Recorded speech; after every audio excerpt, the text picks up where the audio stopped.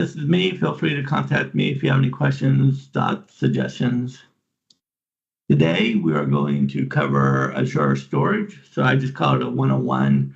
This is sort of getting started with cloud storage. Feel free to ask any questions. You can probably just send them in the chat and I'll see them. And we'll answer them from there.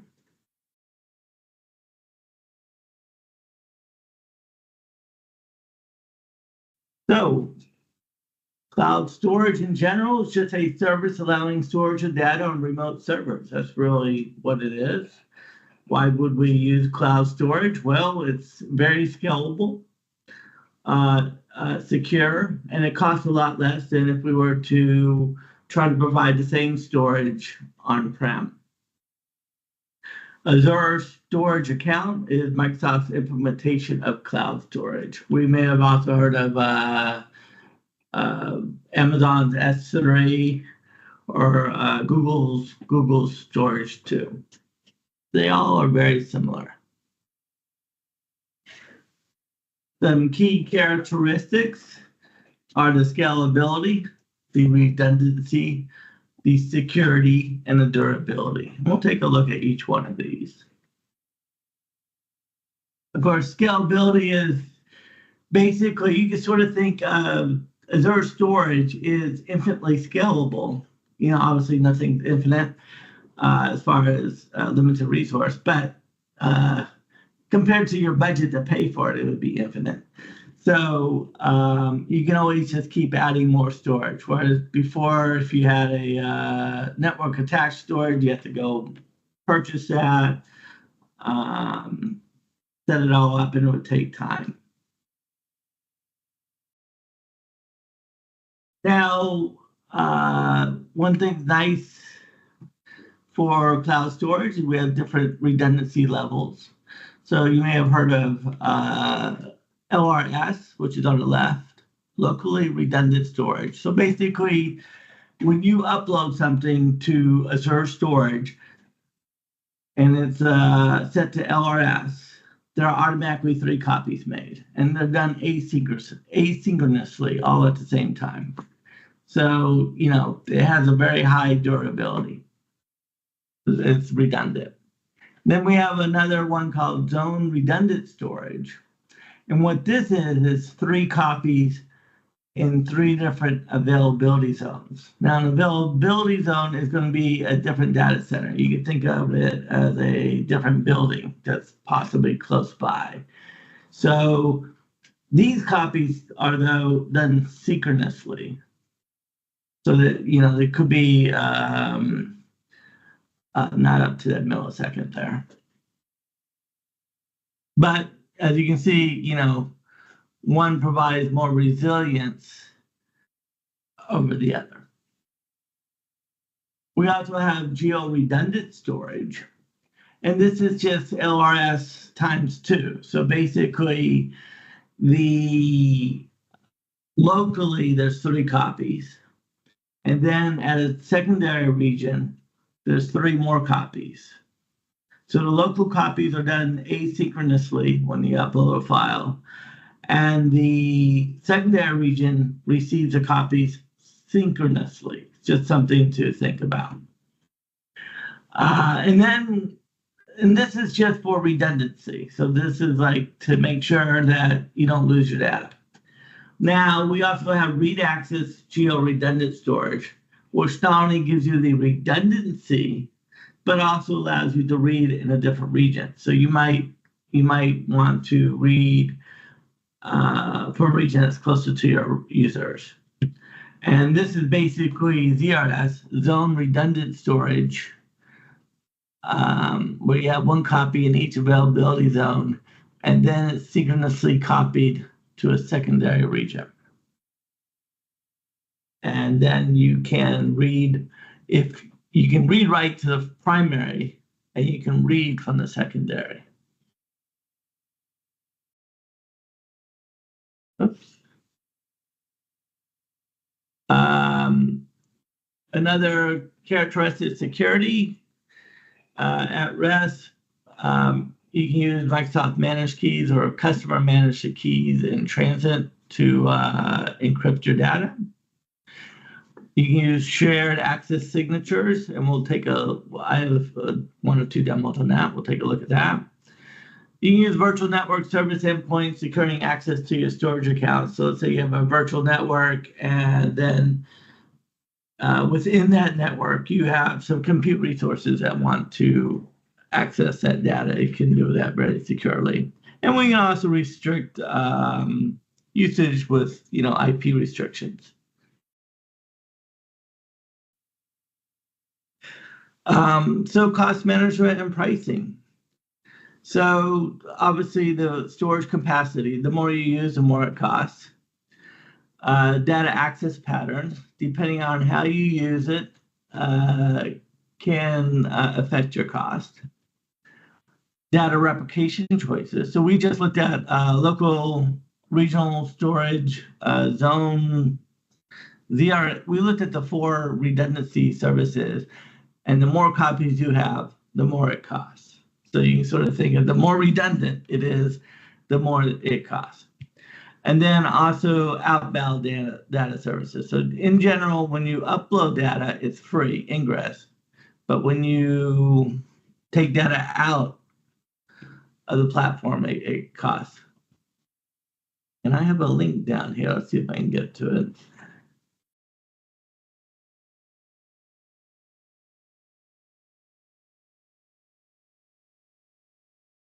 There is a question, Dan.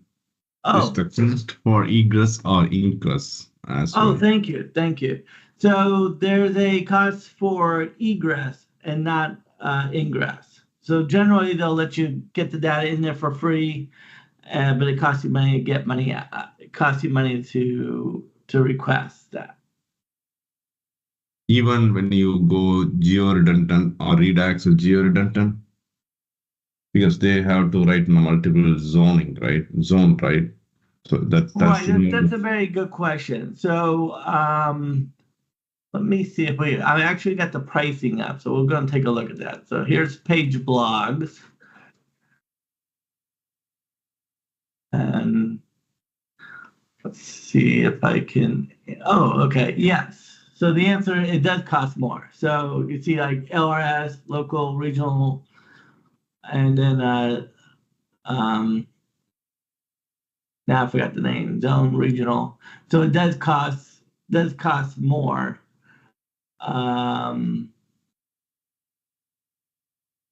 Per month. Let's see. Well, I'm sorry. It depends on how it, I guess. No, this is yeah, okay. So the top here is for the so this is throughput. So you're paying for throughput here. And so it does cost more. And so you can always look at the link I have here, and then we can choose, like, hey, if you're dealing with files, queues, or tables, most of your storage will probably be in blobs or files as far as cost-wise. But you can look at these tables to determine the cost differences. When you're not dealing with a lot of data, it doesn't cost a lot of money, but obviously as you get to terabytes, then it starts to make a difference. In general, so in general, data in itself is fairly cheap when you compare to how much you can store. But when you're storing a lot or moving a lot around, the price is more. Oh, so is the same pricing at the data lake? I do not know that answer. But, here's Azure Data Lake storage.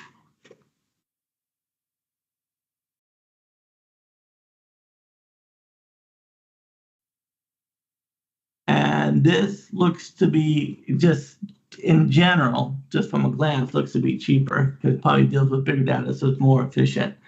And then depending on your data storage, hot, cold, code, archive. So hot is for your accessing a lot of time. Cool, not so much. Cold less. Archive, it takes a while. It costs less to store it, but it can take several hours to get the data back.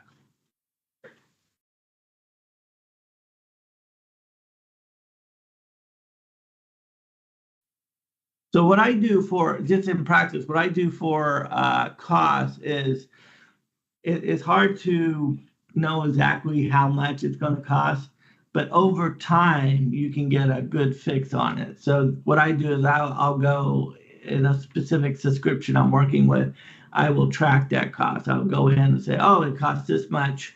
And then I'll check next month, how much more data did we add? And then you'll start to get a feel for your current costs. And then you can also look up, how can I save on those costs? Maybe I can move, maybe there's data that you don't use as much, and then you can move it from a hot tier to a cool tier or a cold tier, or maybe you're saving it for regulatory usage and you move it to archive. Of course, you don't have instant access to that anymore then. And you can save money that way. What I found is,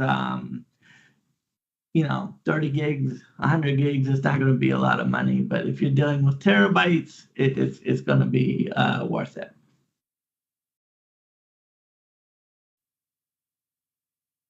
Common use cases, hosting static websites using blob storage. I did a presentation on that, I think, not too long ago. Backup disaster recovery solutions, big data, data lake storage, media streaming, images, video files. Now, when you hear Azure storage account, it is actually comprised of many different solutions. And within that, you have blob storage, file storage, queue storage, table storage, disk storage, and also data lake. I don't have listed here, but that would be another solution within an Azure storage account. And so what is blob storage? Well, it's unstructured data like documents, videos, images, files. File storage is file shares in the cloud. So you can think of, if you have network attack storage, if you want files shared between computers, that'll be like file storage. Queue storage is used mostly for applications. Maybe you have a process that receives a lot of input, but it's not steady. It can be a lot and then a little bit. So by pushing it to a queue, you can then work off the queue so as not to crash your whole system. So the queue will start to fill up, and you work on the queue on a steady stream, and then work through it. And that's one way of designing a system that can handle different loads, varying loads. Table storage is going to be your key value store. So I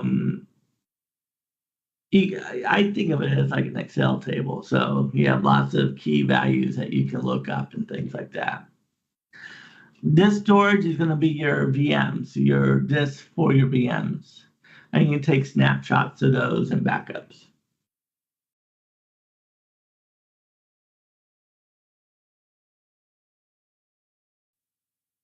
Oh, so I sort of already, yeah. So blob storage, you had different access tiers, hot, cold, archive, and hot costs more, cool costs less, and then archive the least. And then also the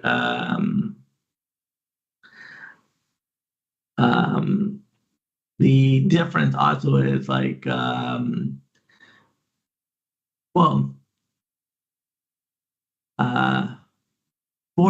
for the storage costs, archive is the least, cool's the second, and then hot's the most.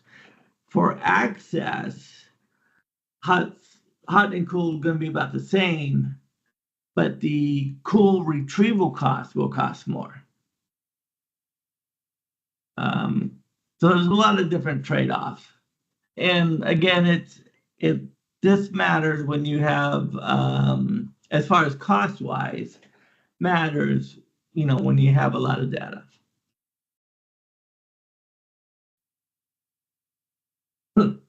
So we've just gone through Azure files, and we're going to take a look at all this in the Azure portal. We talked about queue storage, and we also talked about table storage and disk storage. So disk storage, you have different types of storage. For high performance, you probably use SSD, your solid state drive. And then for lower cost, you use a hard disk drive, HDD. Oh, okay. So I have a lot of different things to show.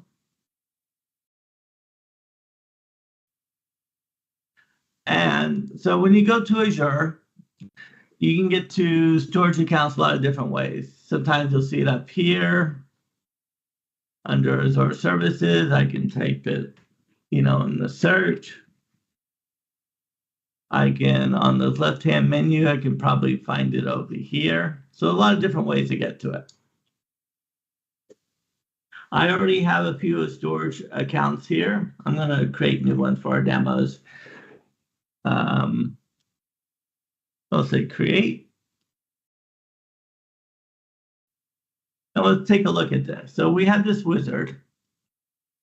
And you may have one or more subscriptions. And I'm only showing one here. I have my subscription is called My Examples. Yours might be called Pay As You Go or something. And then when we create resources in Azure, we put them in, everything's in a resource group. And the best practice is to divide things by life cycle. So for instance, if I had a virtual network, that may be in one resource group. And then if I had VMs, they'd be in a different resource group because a VM won't outlive a virtual network. It may come and go. So I would have that. That way, you would break it up that way. Or you may break up, put a single project all in one resource group. So then when you're done with it, you just delete it and you're done with it. I'm going to say create new. I'm going to create a resource group here. We'll put it year, month, day. Call it Meetup -RG. I may already have one called that, but we'll see. Oh, no, I don't. Okay, cool. And the account name has to be unique. So, I don't know. Say storage, account, demo, and 2024. Well, I don't want to make it too long. Sorry about that. We'll say storage account 2024 0925. All right. So that has to be globally unique because it creates a DNS name for it. Like all resources, you want to create the resource as close to your users as possible. I'm just going to say East US here. And then we have primary service. So we have Azure Blob Storage or Data Lake, Azure Files, or others, tables and queues. I don't even have to specify one, I don't believe. We also have Performance, Standard, General Purpose V2 account, or Premium. Depending on which one you use, you may not get all the storage solutions that you're looking for. Let's see, can you compare table storage versus databases like Cosmos? Oh, thank you. So you guys said table storage can only have one index. You need to use partition keys, row keys. Where you use Cosmos DB, you can define as many indexes as you can. I believe we may even have, Udai did a presentation on Cosmos DB, so we may have a video recording out there on that too. It's an excellent presentation, by the way. At the bottom here is we have redundancy, and this is where you choose the redundancy. The more redundancy you add, the more it costs. I'm just going to choose local redundant. I get 3 copies locally. Now that's done under the hood, so you don't actually see those 3 copies. You're going to see 1 copy, but there's 3 copies there. And why don't we just say, I'm going to say review and create, and then we'll create a bunch of these. So it doesn't take long to create a storage account. I'll say create. And because I created a storage account, actually, I haven't spent any money yet because I get paid for storage or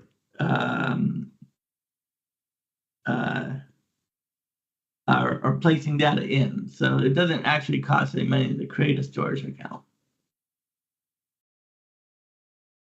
And we'll give this a few seconds.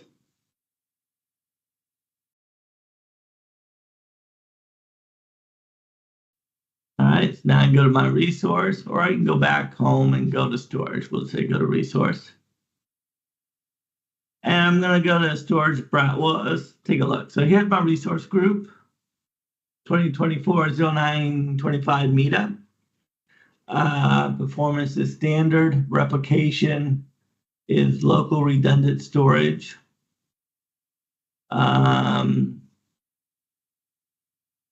Yeah, and then on the left here, under data storage, we have containers, files, shares, queues, tables. So let's go to storage browser, and that'll allow me to browse between all these. Now, one thing is I chose a storage v2 general purpose. This supports all the storage types. So when you start choosing premium, then you may not be able to choose like table or queues or something because it's not a premium for it. So here I have a container, or a blank. So I'm going to create a container. I'm going to call this, now I can't think of a good name, but let's call it images. It's currently set to private, no anonymous access. And we'll check that out later. So I'm going to say create. So here's images. I'll click on this. There's nothing here. I can click upload. So I'm going to upload an image. And let's see, I have a folder here that has an image in it. I'm going to drag it all over. It's called Cloud Storage PNG. I can just drop it in. You can also browse to the file. I'll click upload, and there's our image. So I have to click on it. It'll show me the properties, has a URL. Let's see what happens if I go to that. The public access is not permitted. That's because when I'm here, I'm logged into the portal. So this is like a client application. Here, I'm not logged in. So I didn't allow public access, so I can't see my image. Now within the portal, I can download it. And so I've downloaded this image, and we'll just take a quick look at it. And this is what the image looks like. So let's say I want to make it publicly available.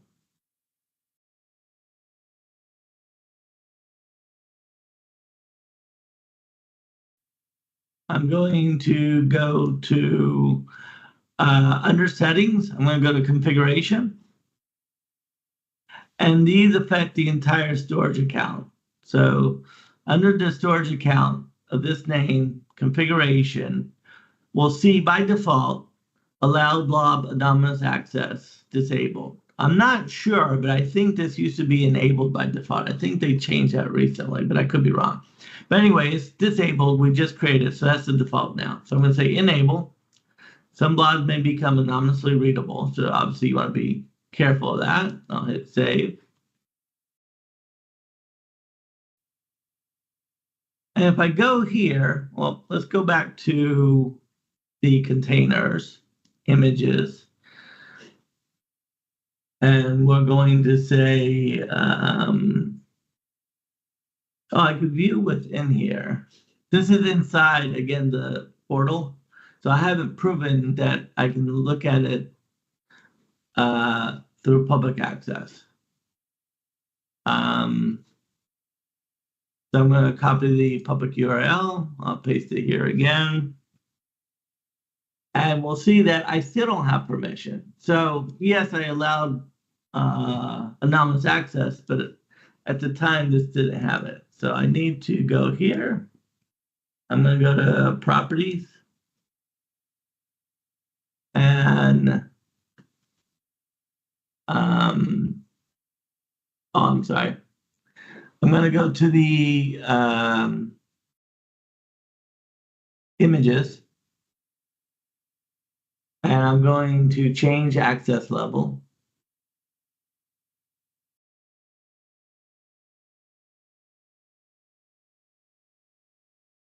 This has happened to me before, so this is great that y'all see this probably happened to you. I probably forgot to hit the save button. It says I can't share this. So this has happened to me a few times. So I'll go back to configuration. We'll see that it said disable. And what happened is I click enable, you have to click save. So I could have sworn I'd done that, but I'll probably make that mistake again. Let's see if that's all that it took. Oh, okay, so now I'm going to go here at the container level. I'm going to say change access level. And now this is not grayed out. And I can say allow read access at the blob or the container level. So I'm going to say at the blob level. Give me a little warning. I'll hit OK. Done. So I should be able to just hit refresh. And there we are. So now we allowed it public access. Anybody can view that. So if I was to take this URL and paste it in the chat, you'd be able to view the image. But let's say, hey, I don't want to do that. That's not what my intention. I only want certain people to see it. Well, maybe I want to use a shared access signature. So we're going to go back here. I'm going to turn off anonymous access. So change access level. Make it private. And now I can do it at the container level or I can do it at the specific image level. So we'll do it at the image level. I'm going to go here. I'm clicking the ellipses on the right. And it says generate SAS, shared access signature. So we're going to take a look at that. And it's going to use a signing key 1. And I'll show you what that is in a second. I don't have an access policy. We'll also take a look at that. The permission I want to give is read. I can give more, but we're just going to read. And then I can have a time here. It starts now. I could change the date, time, and all that.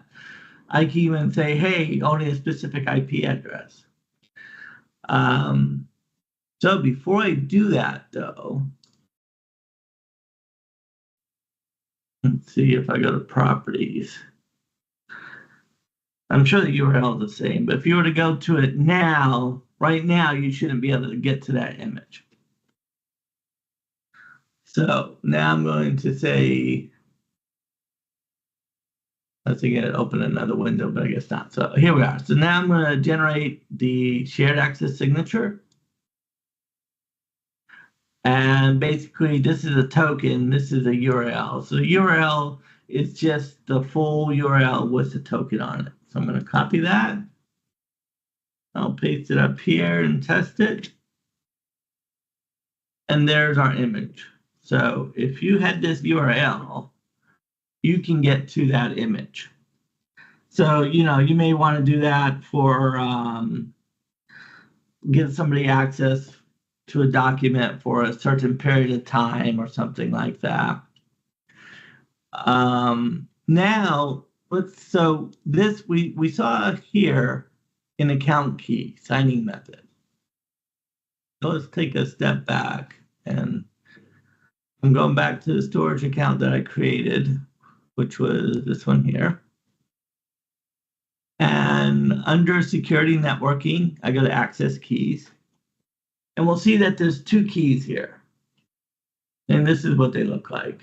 And you shouldn't show them to people, all right? But I did.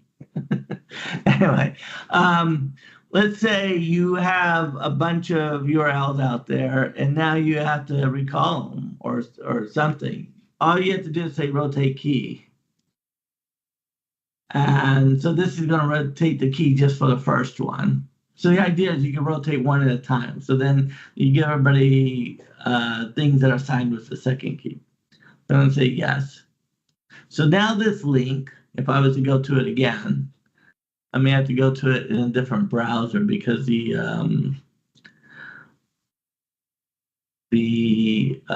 image might be cached. I should get an access denied because the key is no longer good. Right? Okay, so it says no way, Jose. So I'm not able to see that. And so I was able to basically revoke the key, if you think of it that way. But that was at the entire account level, which may not be what we want. We may want more fine-grained control over that. So let's go back here. And for images, the container, I'm going to say access policy. And stored access policy. So let me make an access policy. I can call it anything I want. I'll just call it demo 1. I'm going to give this read permission. I'm not even going to set any time or date. And I'm going to hit OK. All right, so now I have this demo 1 policy. And whoops, again, you saw how I clicked this X? Again, I was going to make this mistake. Your unsaved edits will be discarded. There's a save here. So don't forget to hit save. All right, so now I have an access policy. It's actually not assigned to anything. I haven't used it yet. So let's go here. Let's go generate SAS. And actually, I'm not going to do it here. Well, I'll show you this. So if I was to go through here and say, okay, I'm going to choose demo 1, that's fine. This is grayed out because the permissions are determined by the access policy. And then I say generate the SSA token in URL, right? This URL is to that container, not to the image. So to get to the image, I would have to put the image name at the end of it, which you may do programmatically or whatever, because obviously you wouldn't go to every single object in the container to do this. So you would probably provide a shared access signature at the container level. But for a demo, I'm going to do it at the object level so I don't have to cut and paste that image name. So I'm going to say generate SAS. I'm going to say demo 1, generate that token. I copied it. Now we'll see if we got access. Okay, I got access. That's great. Now, let's say I'm going to open up another browser.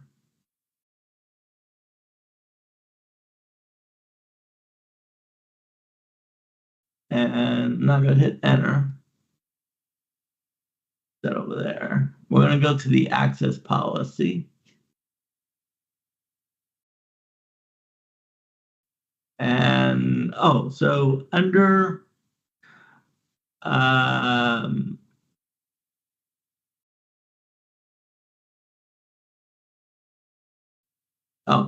at the access, I'll go to access policy, and then I can click the ellipse and hit edit. I'm going to remove read permission. Hit OK. Hit save. Now, if I'm here, I don't have permission. What I didn't have to do, let's say you had a lot of those out there or whatever, that would only affect that specific, wherever I had that policy applied. Maybe I had it applied at the container level, maybe I had it applied at the object level, but it wasn't applied at the account level. Whereas if I rotated the key, that would have not destroyed, invalidated everything. But let's say, oh, I made a mistake. They do have read permission. They should have read permission. I've already sent this person this URL. And you have to hit refresh a few times. No, you didn't save it. Yeah, you know what? You're right. Oh, yes. There's so many UIs that you don't have to save anymore, and it's confusing. There it is. Voila. So now you don't have to tell the user that, give them a new URL. You just change it on the server side. And so that is sort of the just a one-on-one of access keys, shared access signatures. And let's see, I had more. So let me just bring up.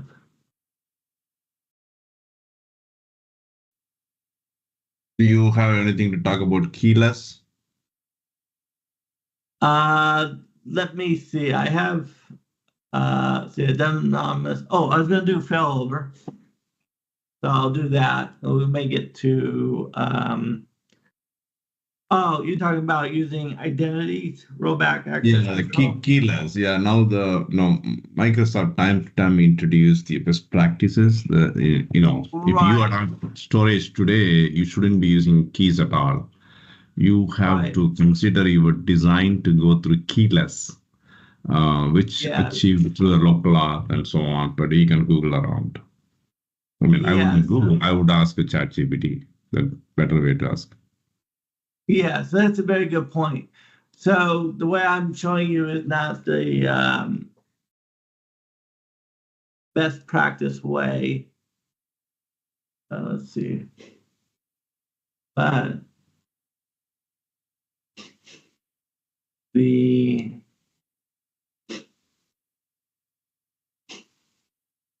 I have it right.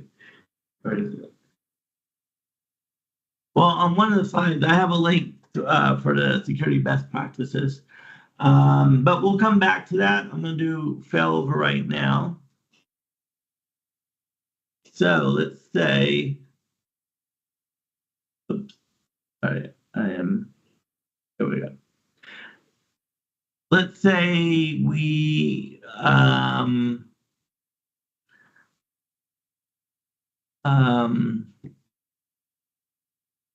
want to fail over to a different storage account. So for instance, let's say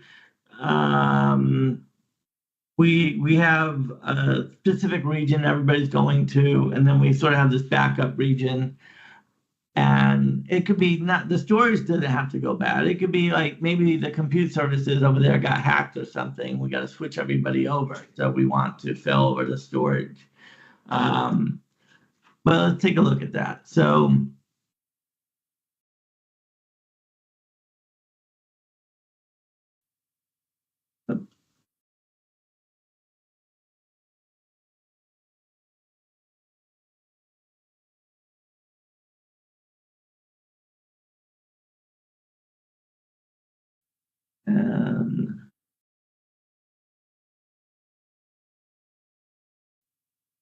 all right, well, as I jog my memory, we'll do redundancy first.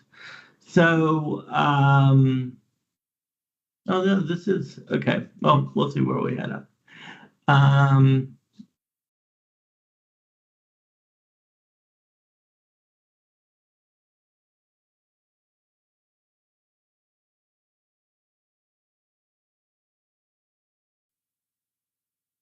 Sorry about that. Let's go to storage accounts. I'm going to, just for time's sake, I'll use one of these storages accounts I already have, and we will we'll first provide, the failover and the replication are very similar. So we'll do one or the other or both at the same time. So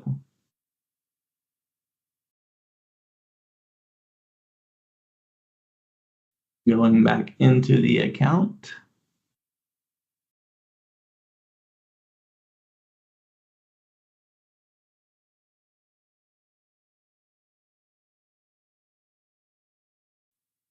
I wouldn't wait. Click somewhere else and come back. If it takes that long, it's not going to load.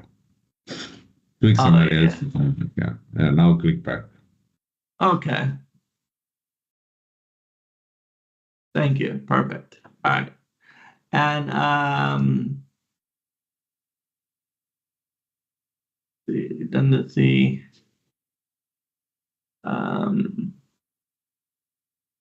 To change first the local redundants to geo redundant, otherwise you can do a failover.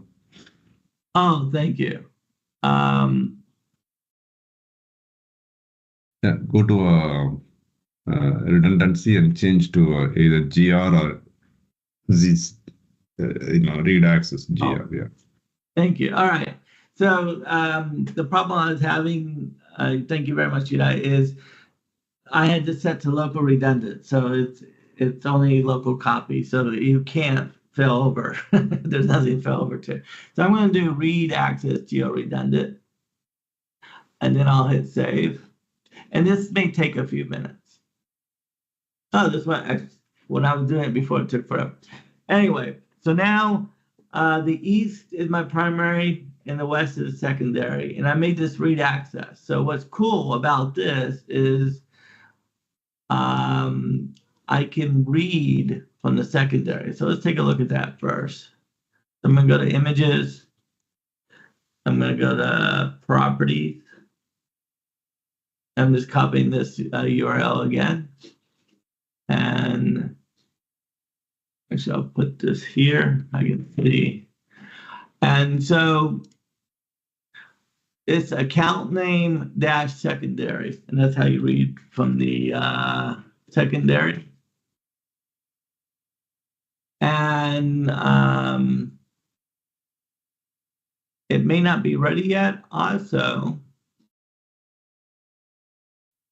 I don't believe I had access for that. Yeah. So what I will do is we'll just make it anonymous access. And I will change the access tier. No, sorry.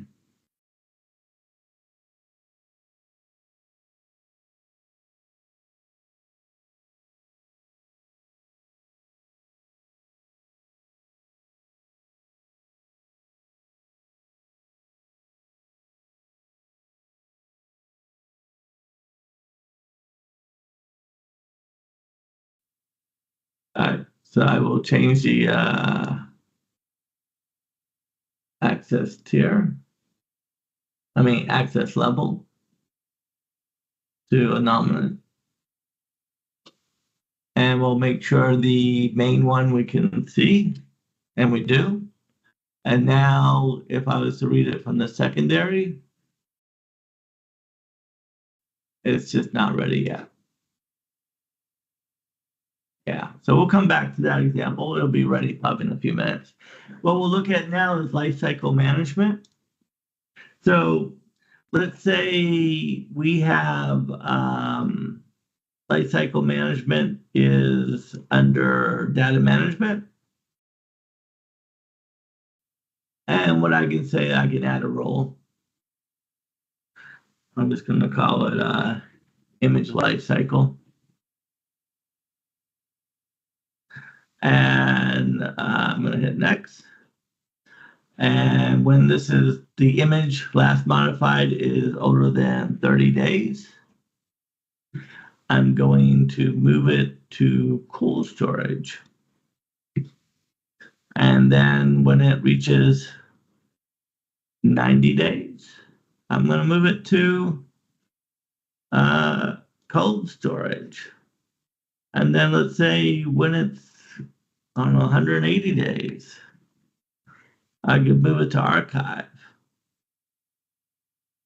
And I could then even say if it's now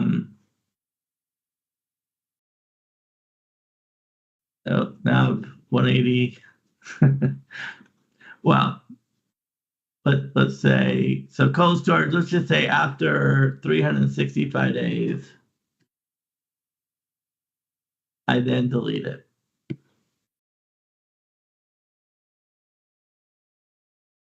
And so that will automatically move that image through those different tiers. You can also, check this in to track it with, you can change your settings. You can track your roles, in GitHub or something. You can also apply lifecycle to maybe not just images, but maybe a specific PNG images. You can put a filter on it too. And that would be lifecycle management.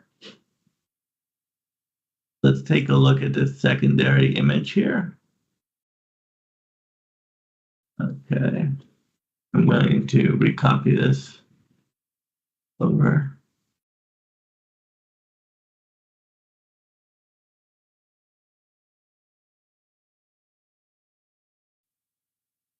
Let's take a look at that, see what's happening. So I'm going to go to containers, image, sorry. I'm going to go to containers, redundancy. Looks like it's available.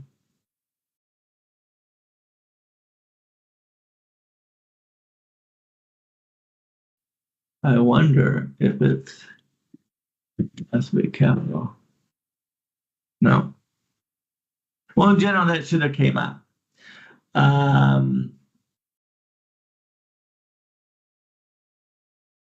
think it's still syncing. Sometimes it takes a little bit. Actually, I'm sorry.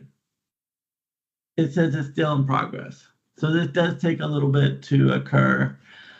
And at the same time, if this was in sync, then I would be able to prepare for failover and actually fail over, making the secondary the primary. So assuming that was done, you see an image here. I'd be able to click that and it would switch over. And that would be that little demo there. Let's take a look at, we got time for file shares.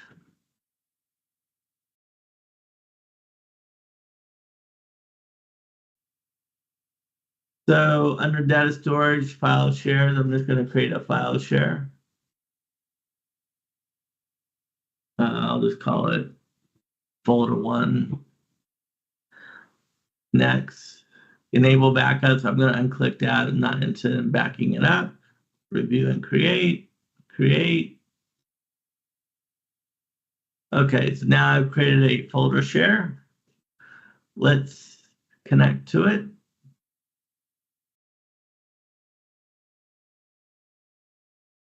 So basically, you're using Windows, you're going to use SMB, the 3.x protocol, Linux, NFS. Maybe it'll use with that. Not sure, but we're doing Windows today. So drive letter, I can choose whatever drive letter I want. I'm going to choose Z. I'm going to just say, do my storage account key. Show the script. I will copy this.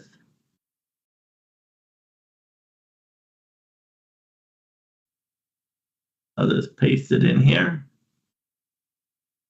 Oops, actually, I think I need to go to PowerShell.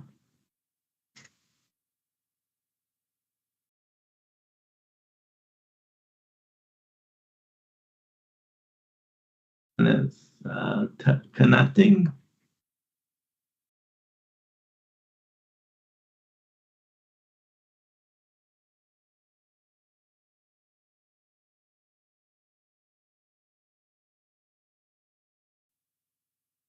All right, so now if I go to the Z drive, I'm in the Z drive and there's nothing there.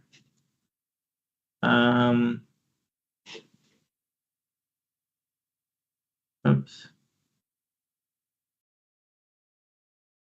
Let's see.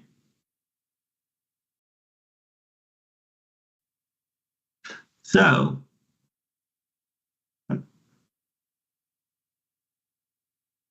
let's say notepad, hello, text.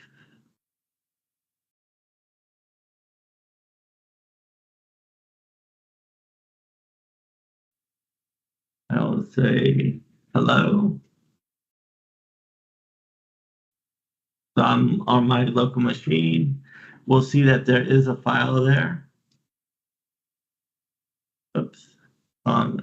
Now, if I'm back to the portal, I'll go into my share here and browse, and there's the text. So now I have that file share. There's other things you can do. You can use other things called file sync, and you can set up sync groups. So you can have these files shared between different servers and all. But that's just a very quick demo of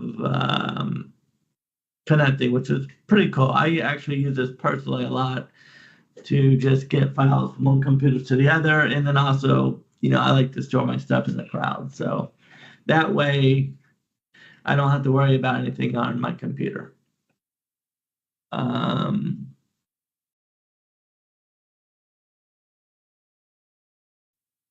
And let's see. Oh, we're going to look at the role-based access control. So let's say I'm in blob storage,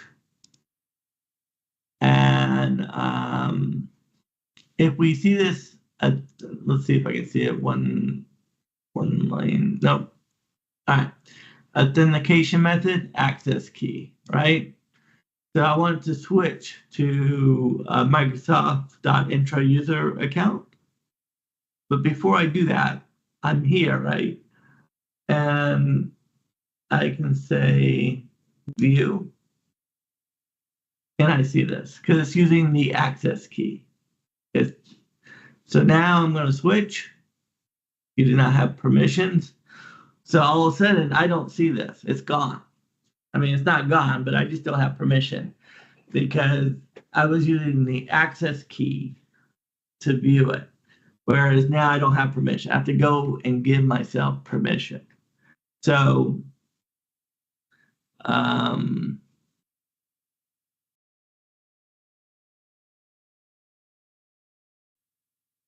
will go and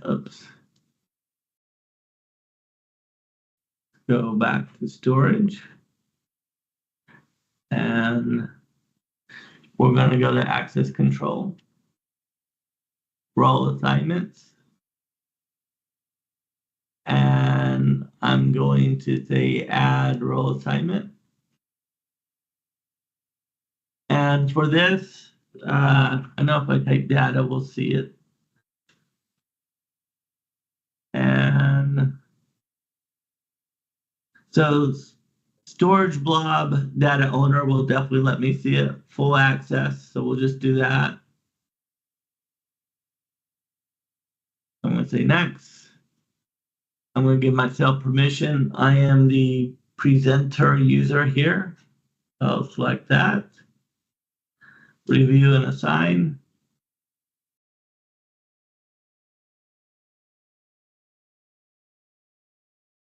And okay, so now that is added. So if I was to go back, let's see if I can view this. and I can't. And so now,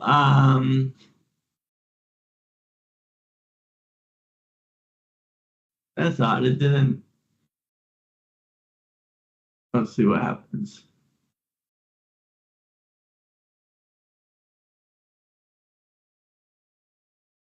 Okay.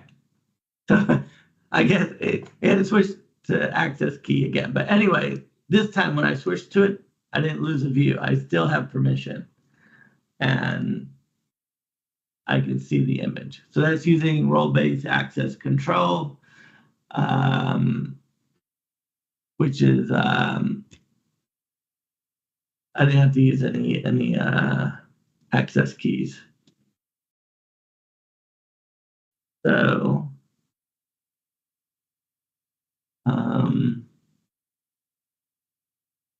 let's say current slide.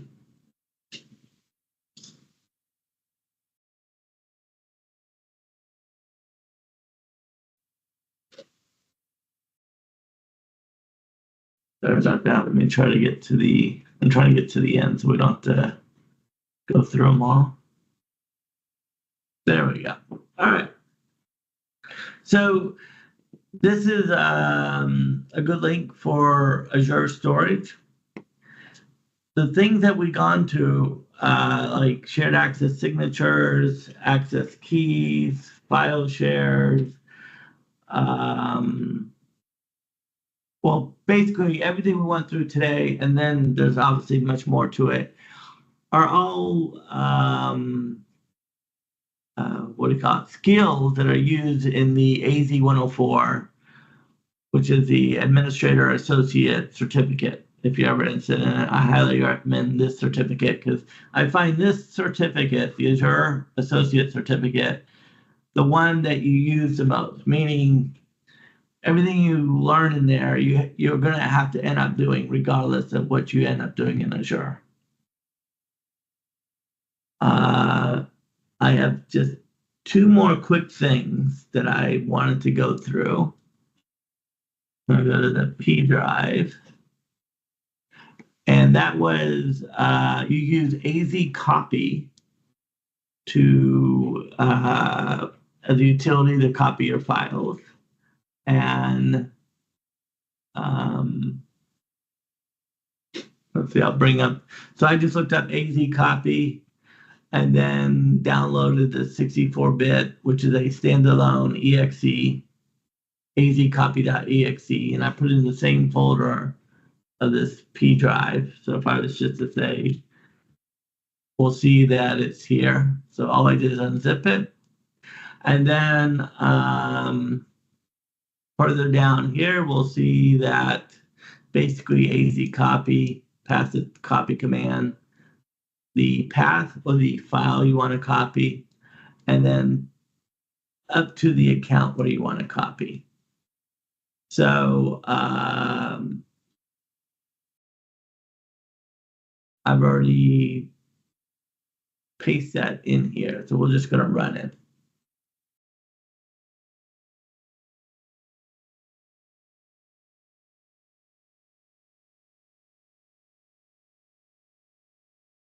Okay.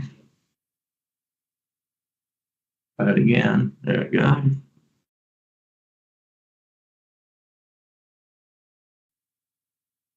Oh, I'm still in. Sorry about that.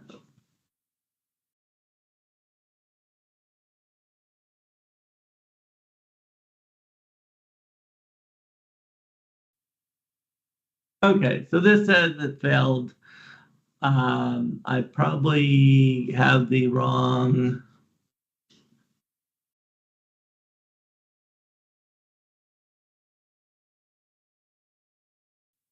I probably have to set up a shared access signature for it. So if I was to go here, we'll go to containers, images. This is the image I was going to upload, so we're going to delete it.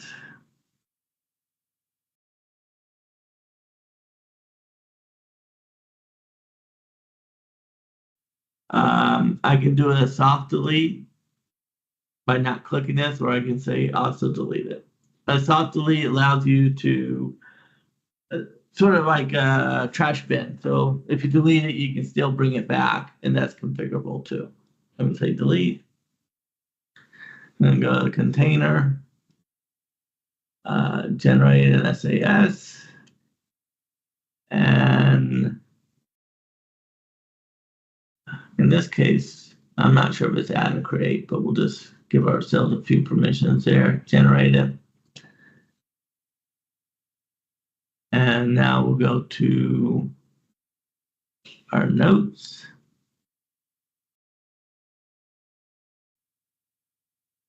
And this right here would go here.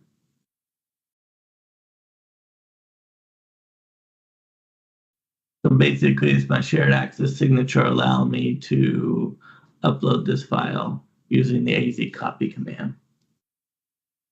So, maybe you need to write a script or something. That would be the use case. And all right, so I'm not going to troubleshoot that right now, but I'm just having a permission problem with that. But that's how you would use AZ copy. Another tool is Cloud Explorer. And this one you just download. I've already downloaded it. You can sign into Azure in one way, but you can also sorry.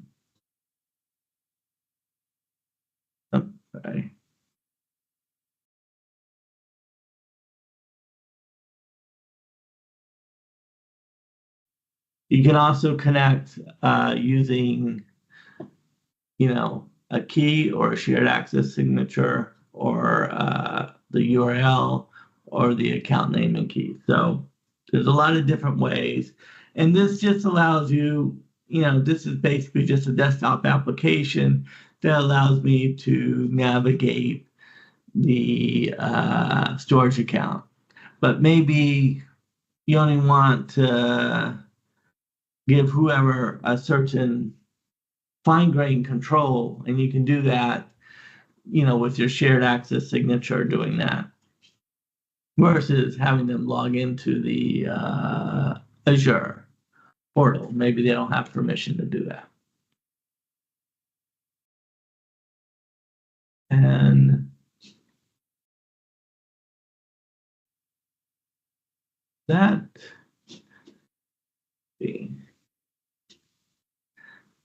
So any questions? All right. Well, thank you very much, everybody, and have a good day.